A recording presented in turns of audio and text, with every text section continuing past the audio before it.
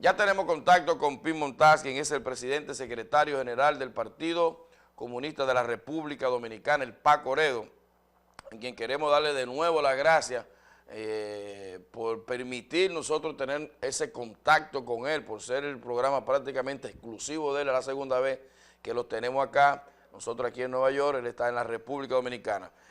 Queremos darle las gracias, las buenas noches y queremos que él empiece este programa, que ya es su programa, dándole algún mensaje a la comunidad dominicana. Adelante, Pín, y buenas noches. Adelante, Pín, y buenas noches. Saludos, ¿cómo estamos? Wilfredo Soriano. Ante todo, un saludo de nuevo a los participantes del programa Diálogo Abierto, mostrándome dispuesto a expresar nuestro punto de vista de la manera más completa sobre la situación nacional e internacional en cuanto a los temas que ustedes tengan a bien plantearme. Pín, que antes de entrar, porque con estas declaraciones que dio este funcionario de Estados Unidos allá en la República Dominicana, la gente nos ha preguntado mucho después de aquella entrevista, que te haga esta pregunta, y sé que hay gente que quiere, que nos dijo que iban a llamar para hacerte un par de preguntas con relación a esto. La relación que ya nos lo han clarificado aquí los compañeros, los camaradas, la relación de Danilo Medina, el actual presidente de la República Dominicana, con el PAC-OREDO. Algunos lo vinculan como que fue militante del PAC-OREDO. ¿Cuál es la relación que tiene o por qué le relacionan a Danilo Medina con el PAC-OREDO? El señor Danilo Medina, las relaciones que ha podido tener con el Partido Comunista de la República Dominicana son las mismas que todo dominicano, aún militando en otro partido político o no siendo político, ha podido tener con nuestra organización y con nuestra política. Danilo Medina nunca ha sido militante de nuestro partido. En su juventud en San Juan de la Maguana, que es un lugar donde nuestro partido siempre ha tenido una presencia política considerable, Danilo Medina era militante de la juventud del Partido Revolucionario Dominicano, y en un momento determinado, a raíz de la controversia que llegó a la violencia por parte del MPD y nuestras actividades de crítica al golpe a la teoría del golpe de Estado, de alianza con la derecha, de terrorismo individual, de negación de la lucha política, pues él, como gran parte de los PRDistas de ese tiempo, se sintieron motivados a intervenir para evitar mayores consecuencias y se llegase a el pacto de no agresión y respeto mutuo que nuestro partido reclamó todo el tiempo, sin que el MPD nunca accediera a firmar ni a pactar. Por tanto, no hay relaciones formales entre nosotros como Partido Comunista y su organización con el actual presidente Danilo Medina, ni en aquel tiempo, ni posteriormente, ni actualmente. ¿Cómo evalúa Pín este gobierno de Danilo Medina, que ahora cumple el mes de agosto, bueno, de ser elegido el 20 de mayo, pero ya juramentándose el 16 de agosto? ¿Cómo evalúa este gobierno de Danilo Medina? Porque los numeritos a nivel internacional le dan con un 90% según la última encuesta. ¿Cómo lo evalúan ustedes? Le dan un 90% los números internacionales. Wilfredo, lamentablemente yo difiero de ese dato de que Danilo Medina y su gobierno goza de un 90% de respaldo en la población. Quizás ese haya sido un cebo soltado por los publicistas del prohaitianismo con fines de seducir a Danilo Medina, que en realidad aproximándose para el segundo año de su gestión, no ha realizado ninguna obra considerable para la población en cuanto a su economía, a las facilidades para hacer aumentar el poder adquisitivo de la moneda, ni en cuanto al circulante. Actualmente la República Dominicana a escala general se caracteriza por una parálisis casi total de las actividades económicas, y la fuente que Danilo Medina está empleando para financiar proyectos como el de educación y otros son recurrir a aumentar fuera de los límites prudentes la deuda externa, es decir, ha recurrido a los préstamos que está por encima del 45% del estimado del Producto Interno Bruto, lo cual nos expone a una crisis, a una caída de consecuencias imprevisibles. Danilo Medina, por ejemplo, no ha invertido dinero, un solo dinero, en la salud de la población. Y hoy en día, si hay algo característico, es la dificultad de la población para tener acceso a las atenciones de salud. Otro tanto sucede con la cuestión de los empleos. En realidad, Pepín Corripio y Rafael Acevedo, manejando encuestadoras, manipulando datos, junto a personajes siniestros antinacionales como Juan Bolívar Díaz Santana, y lo mismo que Uchi Lora, y otro foco del prohaitianismo antinacional, han creado la falsa imagen de que Danilo goza de una gran aceptación.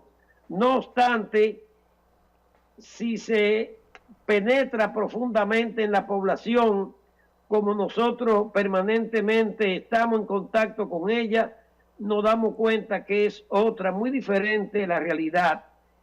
Yo puedo decirte con toda sinceridad que en realidad la población dominicana se siente totalmente desamparada, porque por ejemplo en el pacto de la educación que Danilo ha formulado no es más que un remedio es decir, una copia reafirmando el monopolio de la Iglesia Católica de la educación, por cuanto no es ningún pacto para resolver el problema de la educación ni del nivel de la misma, de la educación nacional, sino para reforzar los tentáculos de la Iglesia Católica sobre esa educación. Aún más, el núcleo fundamental de ese pacto de la educación, conforme está establecido, es que el Estado financie la producción de técnicos y especialistas que le permitan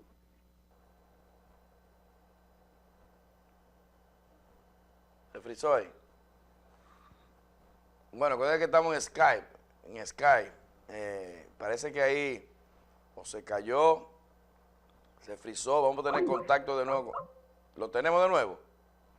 No, vamos a tenerlo de nuevo. Yo quiero que ustedes me ayuden con esta entrevista. Bueno, ahí está entrando ya varias llamadas. Vamos, lo que hacemos contacto de nuevo con PIN. Vamos a coger esa llamada para ver y anotarla acá. ¿Cuál es la pregunta? Se cayó la llamada también. Ayúdenme con esta entrevista que es bastante interesante y difícil de tener a PIN en una entrevista como esta, y más aquí para Estados Unidos, para Nueva York. Así que vamos a aprovechar hoy, y esa persona que me me cuestionaron, tengo aquí varias de sus preguntas, pues yo creo que sean ustedes mismos que las hagan, llamando ese teléfono que está ahí en pantalla. Ya ustedes vieron. A ¿Lo los tenemos? sectores Está ahí. Si se está cayendo. que le permitan a los sectores capitalistas tener competitividad en el mercado internacional. Esto es, los esfuerzos del Estado están al servicio de los sectores capitalistas, explotadores y opresores, no al servicio de la democratización de la enseñanza ni elevación del nivel y contenido de la educación nacional, porque ninguna reforma en la educación es válida hasta que no se elimine el monopolio de la Iglesia Católica,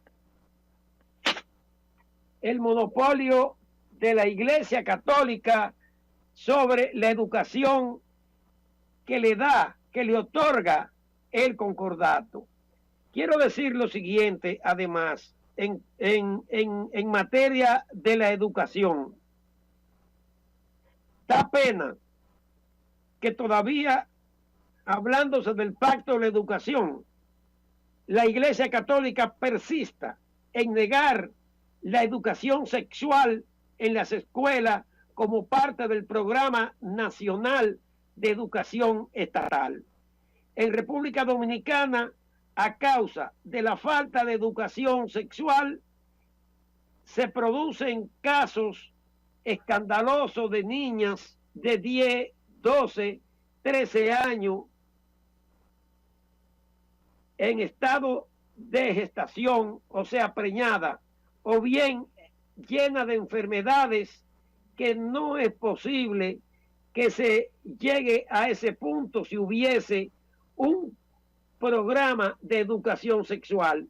Y como se puede ver, por ejemplo, el presidente de la ADP, de la Asociación de Profesores Dominicanos, hace poco tuvo una reacción digna cuando le salió al frente a los planteamientos pronunciados por Pelegrín Castillo, que es representante del Opus Dei y de la Iglesia en lo que respecta al Congreso, quien señaló que debía aprobarse la educación, pero dándole opción a los padres a sacar a sus alumnos de dicha materia. Es decir, que la materia educación sexual fuera opcional. Y eso no es posible, porque se trata de ciudadanos de lo que los padres no son realmente lo que deciden su futuro, sino la sociedad. En este caso, el presidente de la ADP tuvo una reacción digna en cuanto a que no aceptaba que fuera condicionada en esa forma la educación sexual. ¿Y qué hace Danilo? Danilo se pliega a todo eso. Danilo no tiene una voluntad, vamos a decir, manifiestamente democrática en cuanto a facilitar a la población tener lo que no ha tenido. Aunque él dijo que iba a ser un gobierno que iba a hacer lo que nunca se ha hecho, que iba a corregir lo malo y que iba a acentuar lo bueno. Danilo no ha corregido el problema de la exclusión de la población de los asuntos nacionales.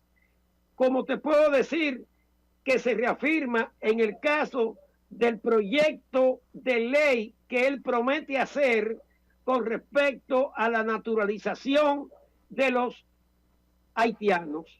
Entendemos que lo que él plantea como un consenso es un acuerdo entre sepulcros blanqueados, entre un saco de podredumbre que está representado. Tenemos llamada, ¿no? Precisamente los sectores con que él se entrevista a nombre de llevar un consenso. Nosotros entendemos que si Danilo quisiese hacer algo que nunca se ha hecho y quisiese poner un sello diferente de consulta, le daría la oportunidad a la población de expresarse y que y que la opinión de la población sirva de base a la solución del problema de la invasión masiva de haitianos, porque se ha estado diciendo que los problemas lo crean la sentencia 168-13, cuando realmente es todo lo contrario. Los problemas lo crea la invasión permanente de haitianos a la República Dominicana, puesto que se trata de un agresor permanente, cínico, sarcástico, que se pinta como la víctima y nos culpa a los dominicanos del fracaso total de su proyecto tribal de nación. Nosotros, los dominicanos, no tenemos la culpa de que Haití haya tomado ese rumbo. Nosotros no somos culpables de que los haitianos estén viviendo en la primitividad. Culpables son quienes le han hecho creer que, reafirmando y manteniéndose atado a las taras de sus vinculaciones con África y el salvajismo que simbólicamente se asocia al África, es la manera en que ellos van a encontrar su identidad. La República Dominicana en ese aspecto ha dado un ejemplo. Ha dado un ejemplo que le sirve a sus más connotados enemigos, como el caso de Cuba, castrista, como el caso de los chavistas y el caso de los perversos peronistas de la Kirchner, que sería bueno que la comunidad dominicana conociera por qué razón las presiones principales sobre República Dominicana para que acepte masivamente 300.000 haitianos de entrada para llegar a 3 millones es un proyecto de los chavistas, de los cubanos y de la Kirchner. Vamos con una llamada. Linares. Y eso yo quiero que la comunidad dominicana de Nueva York lo escuche con detenimiento.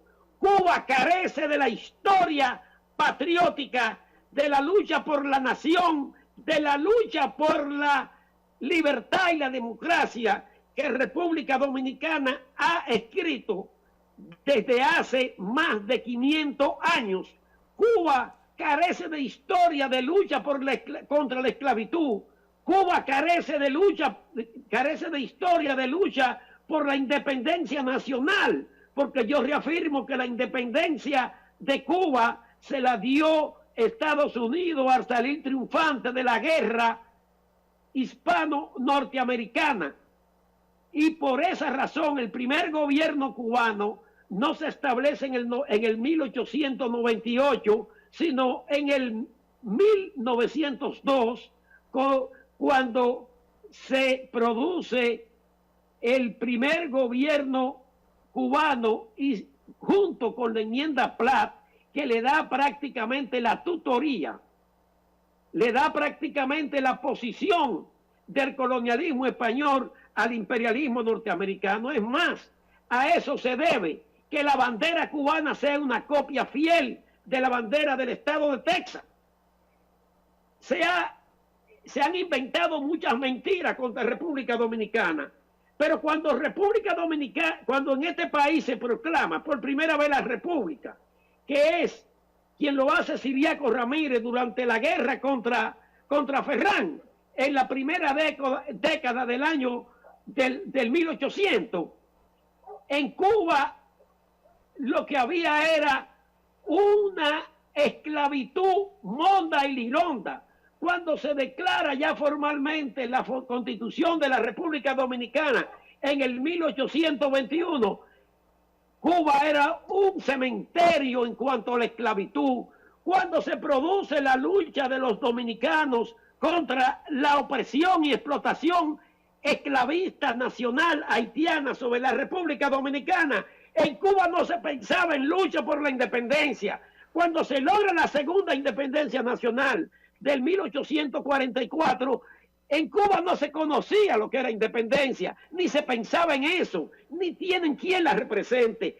Cuando en 15 años después o 17 años después se inicia la guerra de restauración por la traición de Santana y su grupo y de la Iglesia Católica, y que los dominicanos despliegan esa guerra majestuosa que fue la restauración. Entonces en Cuba comienza a pensarse que es posible vencer al colonialismo salvaje de la España colonial, esclavista, evangelizadora, cristianizadora y exterminadora de la raza indígena.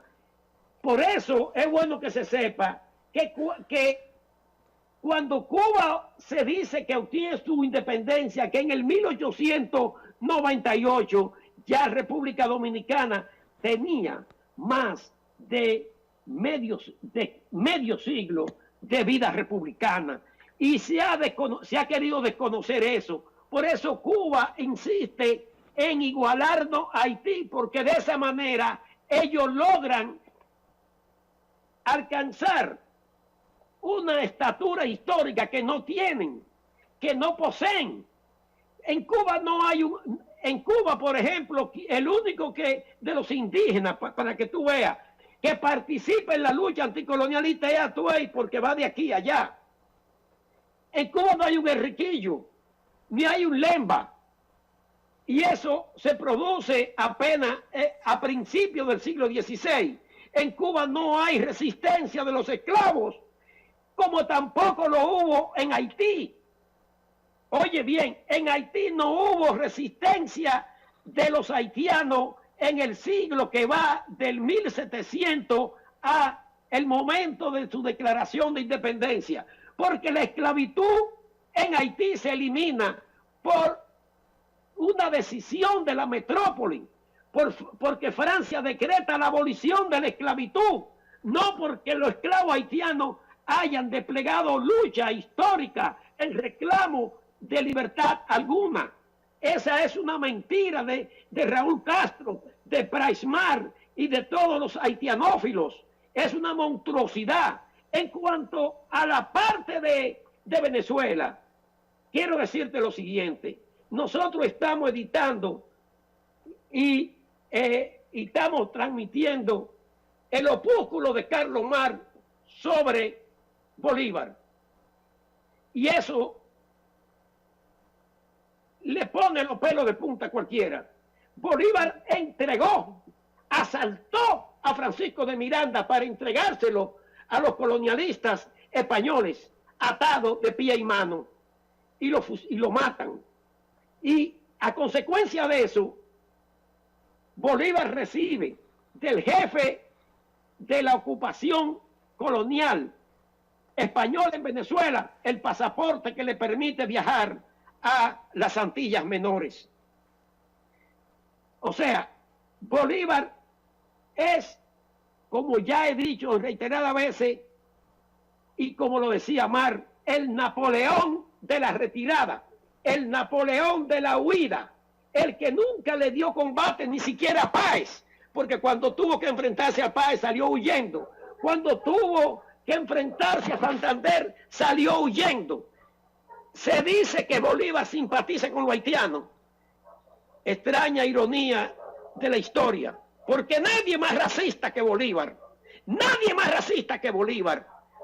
Bolívar fusila a Priar, que es el que libera el estado de la Guyana de la dominación colonial española, porque Priar lo acusó de traición cuando era encargado de la fortaleza de Puerto de Cabello, donde Francisco de Miranda recluía a los soldados españoles y oficiales capturados. Y Bolívar se compuso con ellos para que se sublevaran. Y cuando sonó el primer tiro, salió huyendo para La Guaira.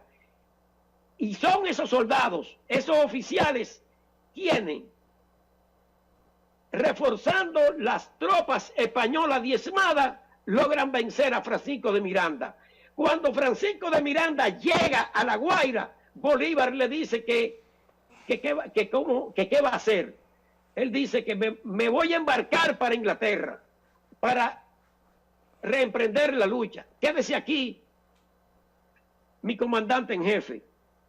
Descanse y comparta con nosotros. Y esa noche a las 2 de la mañana se le metió con otros confabulados a su habitación y lo amarraron y se lo entregaron a Monteverde. Ping. Por eso dice, y Linares. les recomiendo que busquen ese opúsculo Vamos a dar de Mar, participación. que Ping, ¿me ese escucha? Canuja de Bolívar entra a la historia. No me está escuchando, El mantuano traicionando y entregando al jefe y representante de la lucha por la independencia verdadera de Venezuela. ¿No me está escuchando, Ping? Ping, Así como, si me así escuchas. como fusiló. Sí, que tenemos varias llamadas y la gente escribiéndonos por los medios electrónicos que quieren saber ciertas cosas. Tenemos una llamada ahí, Linares. Un momentito, a ver quién nos está llamando. La gente que... sí, buenas noches. Aló. Sí, buenas. Aló, buenas. Sí, aló. Sí, tiene que bajar el volumen del televisor, de Ya por estoy Dios. bajando el volumen, no estoy viendo bien. Ok, Aló. diga, adelante. Sí. Solamente quiero hacerle una pregunta a él. Aló. Sí, Aló. escuchamos. Sí. Ok. Quiero hacer una pregunta a Pimentel. Y es, que lo felicito. ¿Me está oyendo? Sí, estamos perdiendo tiempo. Ok, que lo felicito. Es un saludo cordial de su hermano Radamés Mora. Más nada. Gracias. Ping, Radamés Mora, te mando un saludo. Vamos con la próxima llamada. Sí, Radamés Mora. Bajar el volumen del televisor, por favor. Buenas noches. Vamos con la próxima llamada. Hello. Vamos, corta esa llamada. Ellos saben que no pueden llamar. Ping, ¿me escucha? Ok, mire, de las tantas preguntas que tenemos, ¿qué considera estos gobiernos que están olvidándose, vamos a decir, de la revolución, de las armas, que vienen de centro izquierda, como es el caso de los sandinistas en Nicaragua, el caso de El Salvador? O sea, ¿qué cree de la izquierda dominicana que no ha podido penetrar o, qué sé yo, escalar? O si todavía piensa en la revolución, que hay que coger las armas para cambiar el sistema político de la República Dominicana. Las armas para cambiar el sistema político de la República Dominicana, como los sandinistas. La pregunta es esa. Mira, y óyeme,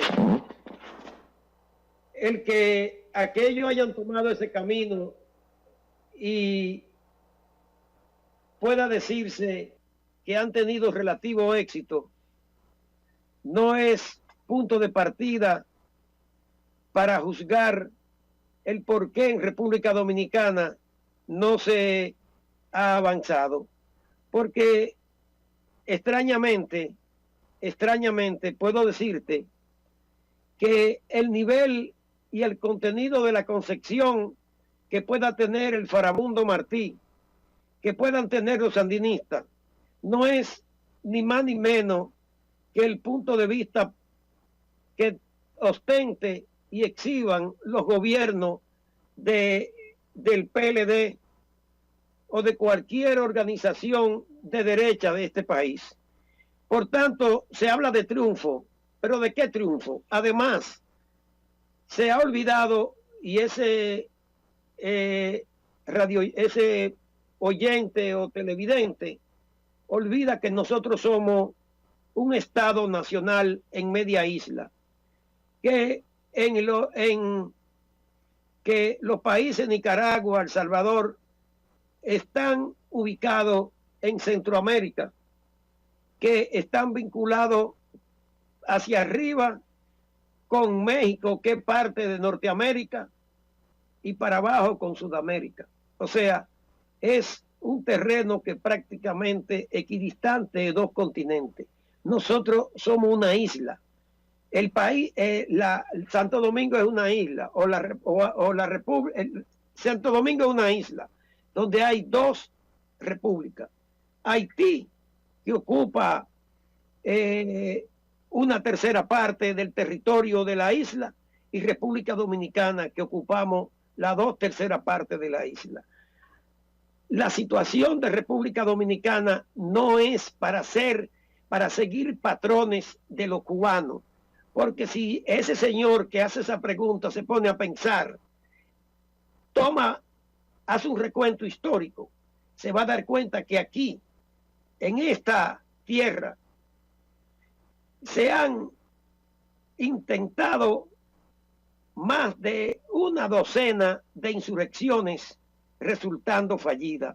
La única insurrección que avanzó y que se mantuvo y que pudo ser controlada fue la insurrección popular de abril del año 1965, porque se corresponde con el esquema y la pauta de la situación revolucionaria y la teoría de la revolución de Lenin. Pero después, ese señor que busque que revise la historia, tanto las expediciones desde el 40 y tanto, las expediciones del 59, las expediciones pequeñas que se hicieron, como la de Camaño, y todas las otras que se mantienen en silencio, fracasaron. El fracaso más rotundo fue el del 14 de junio de Manolo Tavares, que transgredió todos los postulados de la lucha política, así como también todos los intentos descabellados del MPD y de los foquistas, que ya no eran MPDistas, sino de sectores del 14 de junio, como Fidelio de Pradel. Son más, si lo sumamos, son más de 50, y todos han terminado en fracaso y en baño de sangre. ¿Por qué razón? ¿Y quiénes son los causantes de eso? A ese señor le puedo decir lo siguiente: lo del Salvador, lo de Nicaragua, los mismos chavistas no son más que lacayos de Fidel Castro y de Raúl Castro, cotorras repetidoras y ocultadores de todo su fracaso y de todos sus yerros. Por tanto, si hoy en día el proceso venezolano se encuentra en una encrucijada en que la fuerza de la revolución no pueden pasar a reprimir, aún teniendo en sus manos los controles del Estado, se debe precisamente a que se trata de una adjuración de la plataforma y la doctrina revolucionaria. Los desmanes y monstruosidades que está cometiendo la oposición en Venezuela,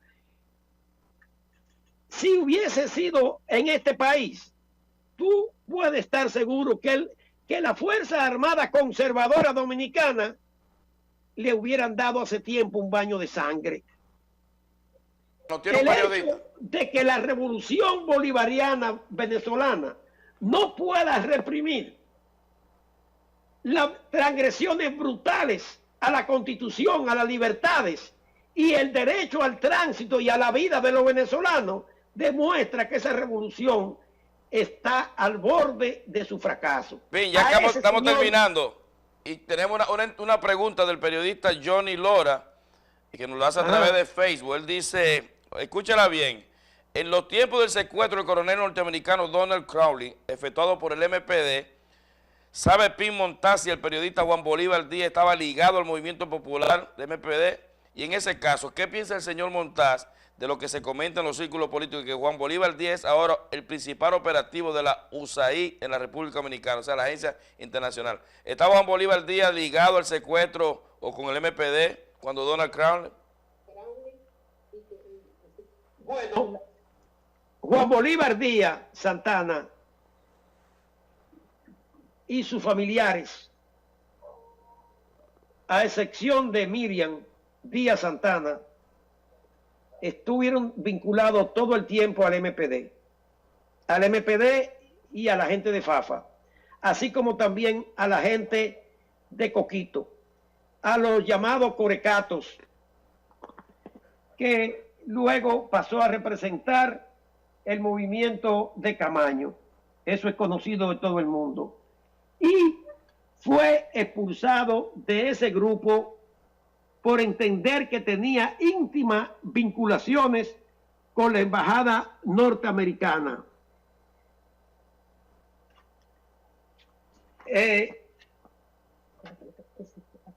¿Cómo es? Que se está vinculado actualmente. Claro que está vinculado a la USAID.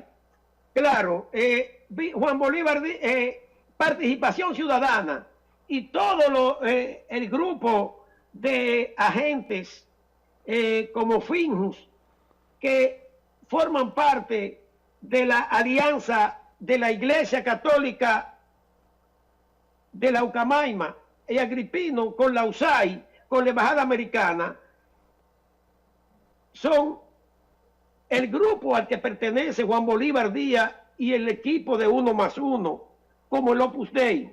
Eso no hay ni que preguntarlo, basta y sobra ver que todo lo que él dice es de chantaje para socavar la autodeterminación del gobierno dominicano, la autodeterminación del pueblo, que nos van a sancionar, que estamos transgrediendo leyes internacionales, que violamos los derechos humanos porque así lo dice la USAID.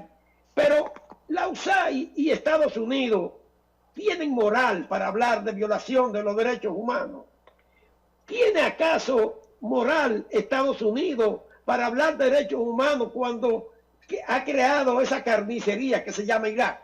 ¿O acaso son animales que mueren en Irak? No son seres humanos y se le viola el derecho más preciado que es la vida.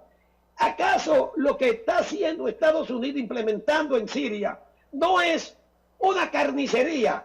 No es violación de derechos humanos, es carnicería humana, que no es una simple violación de derechos humanos, que se puede debatir y que puede obedecer a criterios ideológicos, sino un hecho irrefutable, incontrovertible, como es la muerte. Son genocidios. Y entonces, ¿quién es que auspicia, quién es que paga a Participación Ciudadana y a la USAID? Por eso nosotros, precisamente, el grupo de Participación Ciudadana y de la USAID, el grupo de la Iglesia Católica y de la Iglesia Protestante, lo que quieren es que la solución al caso de los haitianos, que ellos dicen que lo provocó la sentencia 168-13, porque lo que hizo esa sentencia fue ponerle coto a la penetración y a la masiva haitianización del país, que ellos lo daban como un hecho. Esa sentencia no es que provoca la presencia, la crisis con los haitianos, no. Lo que provoca el problema es la invasión masiva de haitianos, la negación a la República Dominicana de ejercer su soberanía, de mantener su territorialidad de Estado nacional. Nosotros nos encontramos en una situación de tal envergadura que un escritor hace poco escribió: "El gallo nuestro no pelea". Durante todos estos meses el país ha sido desacreditado, maltratado, sometido al acoso nacional e internacional. Su agresor histórico se ha presentado como víctima, nos ha sometido a una implacable guerra psicológica, nos ha echado la culpa ante el mundo de su fracaso como nación. Y en un gesto inexplicable para obtener la indulgencia del verdugo, el gobierno dominicano de Danilo Medina se transforma en rehén de su implacable adversario. Señores, esa es la realidad. Nosotros demandamos, por tanto, que no se le dé paso al proyecto de ley de naturalización de los haitianos, que los haitianos primero asuman su nacionalidad de haitiano, que ya existe una ley de naturalización para todo extranjero en República Dominicana, que lo que tienen que hacer los haitianos es someterse a la ley y a la Constitución dominicana, y el gobierno tiene que empantalonarse y darse cuenta que él no fue puesto ahí por un acuerdo con la iglesia, sino que él fue puesto ahí por la voluntad mayoritaria del pueblo dominicano para defender y dar continuidad a la República Dominicana. Bueno, vamos a despedir. Mandamos, por tanto, que no sea el consenso unilateral de sepulcro blanqueado, de saco de podredumbre y pestilencia, lo que determine y avale esa ley que marrulleramente quiere usar en un Congreso que todo el mundo sabe está manejado por muchísimas gracias, muchísimas gracias, Luis, muchísimas gracias, excelente información, excelente programa. Vamos a tener que hacer otro porque no hablamos de Ucrania, un tema que está caliente, no hablamos del Departamento de Estado que esta semana tiró un documento, muchísimas cosas que se nos quedó en el tintero, como dicen los periodistas.